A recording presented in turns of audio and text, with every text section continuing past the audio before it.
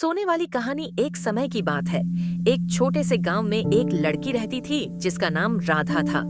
राधा बहुत प्यारी और समझदार थी, लेकिन उसे नींद से बहुत प्यार था।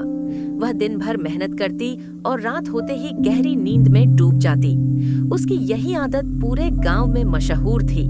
राधा का गांव एक घने जंगल के पास था। गांव वाले अक्सर जंगल के किस्से सुनाया करते थे, जिसमें बड़े बड़े जानवर, चमकते तारे और एक जादुई झील का जिक्र होता था। कहा जाता था कि जो भी उस झील के पास रात को सोता है, उसकी हर मनोकामना पूरी हो जाती है।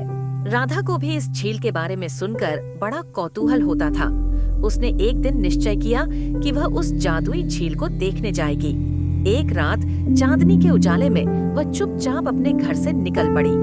रास्ता सुनसान और डरावना था, लेकिन राधा का हौसला मजबूत था। कुछ घंटों के सफर के बाद राधा झील के पास पहुंची। झील का पानी चांद की रोशनी में चमक रहा था। उसने झील के पास बैठकर अपनी आंखें बंद की और मन ही मन एक इच्छा मांगी। उसने सोचा, काश मुझे ऐसा जादू मिल जाए कि मेरी नींद कभी कोई न तोड़ सके। वह झील के किनारे लेट गई और सोने लगी। अचानक झील में से एक चमकीली रोशनी निकली और एक परी प्रकट हुई। परी ने मुस्कुराते हुए कहा, राधा, तुम्हारी इच्छा पूरी हो सकती है, लेकिन इसका एक दुष्प्रभाव भी होगा।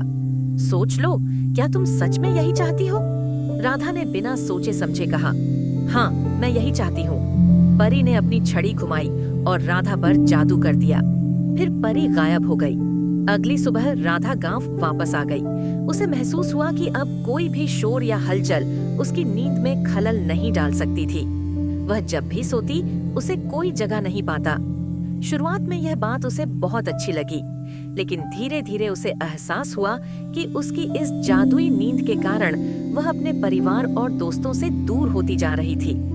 लोग उससे बात करना चाहते, लेकिन वह हमेशा सोती रहती। एक दिन गांव में एक बड़ा उत्सव था। सब लोग खुश थे, लेकिन राधा सोई हुई थी। उसे पता ही नहीं चला कि उसके जीवन की सबसे खूबसूरत रात उसने खो दी। तभी उसे महसूस हुआ कि उसकी इच्छा ने उसे खुश रहने के बजाय अकेला कर दिया है। राधा ने फिर से उस झील के पास जाने का फैसला किया। वह उसी रात वहां पहुंची और झील से प्रार्थना करने लगी, मुझे मेरी पुरानी जिंदगी वापस चाहिए। मैं अब इस जादू को नहीं चाहती। झील से फिर वही परी प्रकट हुई। उसने कहा, राधा, हर चीज का समय और महत्व होता है। तुम्हारी गलती ने तुम्हें यह सिखाया है कि संतोष सबसे बड़ा सुख है। जाओ, अब तुम्हारी इच्छा पूरी कर दी गई है। राधा खुशी खुशी गांव लौट आई। अब वह ठीक समय पर सोती और जागती। उसने अपनी गलतियों से सीख ली और अपनी जिंदगी को संतुलित बना लिया। शिक्षा, यह कहानी हमें सिखाती है कि इच्छाओं के पीछे भागने से पहले उनके परिणामों को समझना बहुत जरूरी है। संतुलन